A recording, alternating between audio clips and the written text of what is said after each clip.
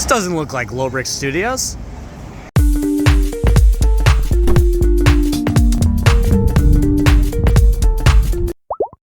With this episode, there are 10 episodes left. Technically 9 after this one. So we are actually not building this week on Hoth, but we still have something very important to do, MOC related, which is also related to this area right here. So we are headed to Witch City Bricks in Salem, Massachusetts to take a look at Target Legends' ION Canon and his Hoth MOC that we're going to try to reproduce. Not the MOC, the ION Canon. So let's go to Massachusetts. Right, so we made it. We are at Target Legends Lego Room, and wow, Target Legends, you have some cool sets. I see a custom Ghost, some other custom sets here, and a Venator? Oh, and this is... Oh, there's so much going on here. Definitely see a lot of cool stuff here, a lot of cool choices, but take a look at this, guys. Look at this. It's a Hoth MOC, and it has an ION Canon. We haven't built that yet, and there's a lot of cool choices here. So if you just want to walk us through what you got going on, we can definitely take a look. So first I want to say that Leaky's Hoth MOC is amazing, and a lot of what I've put on this field has been inspired by his work. Of course, I went with the UCS AT-AT, and you can see the sheer size of it. It is massive. Versus the combatants on the field. There is a ton going on here, and a lot more troops than what we have got going on in our Hoth MOC. Definitely more of a battle. We're definitely gonna have to add some of those. And you know, there is also some interior bits I'm seeing in here, so a lot to explore. Yeah, so the MOC is completely modular. It just comes apart really easily. Would have been a good idea if we did that to our MOC. There is a ton going on here as far as of the interior. So we have command center. We have a custom armory in the center there. And then we have our med bay. Gotcha. And then underneath is our hangar bay. The hangar. And there is a lot of detail in here. I see some of the fueling units. And then of course back there we have that walkover that is very similar to what we have on our MOC as well. So there's a ton of cool stuff going on in this hangar bay here. So yeah, a ton of cool things, a lot of cool details. And take a look at this over here. Got the door opening up, of course, with the little grates here that interlock together to make a good seal on that. And that is a good transfer between the two areas there. I definitely like that. That is cool. And of course, the trench with all of the bad guys invading from the north, south, east, or west. I don't actually know which direction they're coming from. So, assistant, I got to admit, I'm having a little bit of MOC envy right now. Target Legend has yes. Ours is big, but there's some details here that I would love. Not to mention this ION Canon. Look at that thing. It is really, really big, really well detailed. And then of course we got a little fella up there crow's nest, yeah, watching over the whole battle. So this MOC is, like I said, it's fully modular. This piece of the MOC though is incredibly heavy. So we had to use Technic supports to hold up the weight. Gotcha. All kinds of different support methods in there just to make sure everything doesn't fall in on itself. But yeah, it just slides right on these rails. Oh yeah, with those tiles there? Yep. That is definitely a good design. I know with our Hoth MOC, things are not exactly as well planned out, to say the least. Just kind of click together, not very modular. But we definitely want to start building our ION Canon, and we are going to take some inspiration from this one here. This is really, really cool.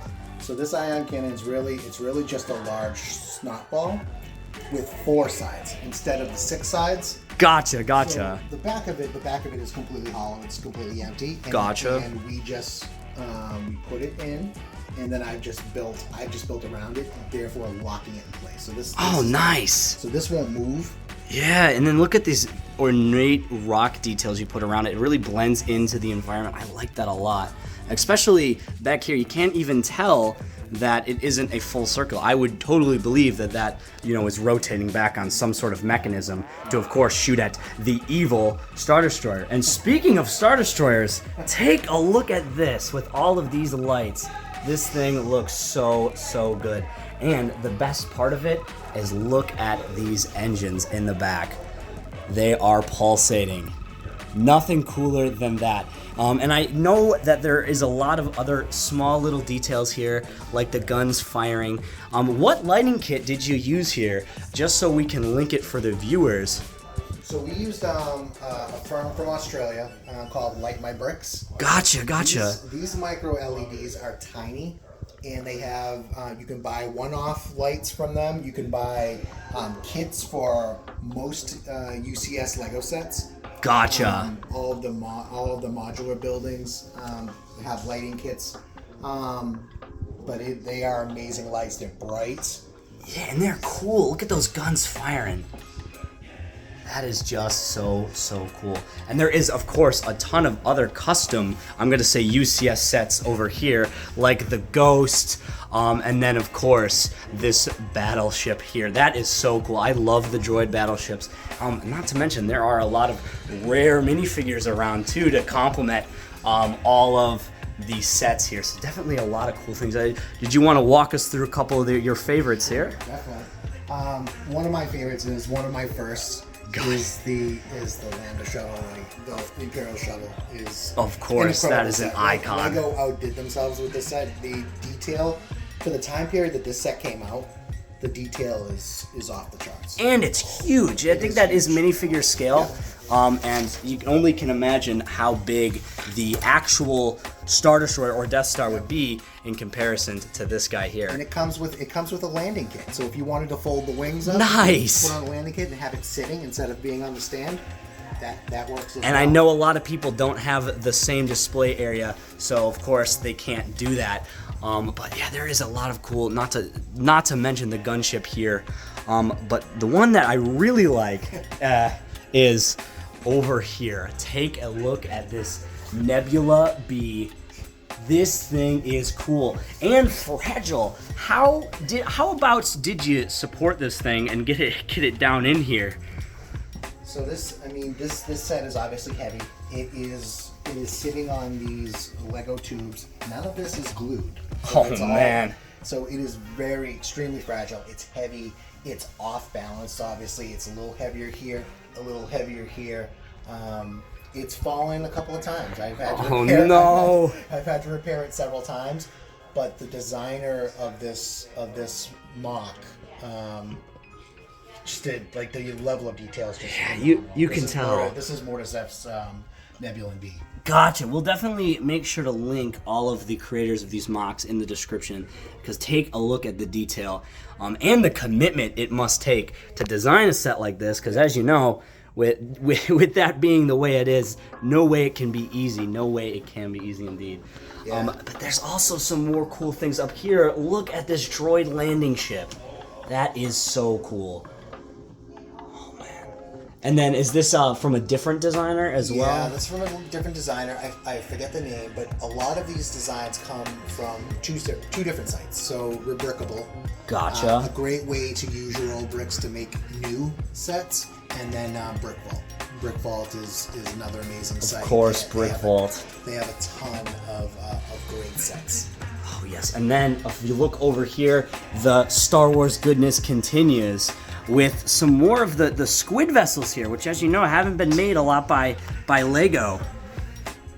So there is a lot of different designs here, and they continue to go back. There are tons of them. This one right here is the MC80, and then right above that, or the MC80 Liberty class, and then right above that we have the MC80 1 class Star Cruiser here, which is also so well detailed and very cool. Mini ghosts. So as you can tell, these ships in real life, if you were to build the minifigure scale, with the context of how large that would be, man, that would be so cool to see. They are crazy big. And then, of course, up here we have the Venator. And we haven't got the UCS Venator out, so if you are watching this in the future, this is a custom model. This is not the UCS Venator. So, of course, this is one of those full custom ones again. And the detail on this is just crazy. There's a lot of detail. If you look in and out, you can just keep looking and finding more and more greeble that really bring the whole ship together and, kind of, make it feel alive and make it feel real. It's kind of a lot of what I liked about the UCS Star Destroyer here, similar with the detail in there. But of course, with this being a custom model, there is a ton more. So definitely a lot of cool stuff here. Target Legend, this is your Lego room, and you are opening a store here. And we are in Massachusetts, called Which Shitty Bricks. He's also online. We can find all of the information for that, for all your Lego needs, and you'll definitely be able to get that done. And thank you for showing this. This is definitely one of the coolest Lego rooms I've ever been in. It's definitely been an honor. Thank you so much. Absolutely.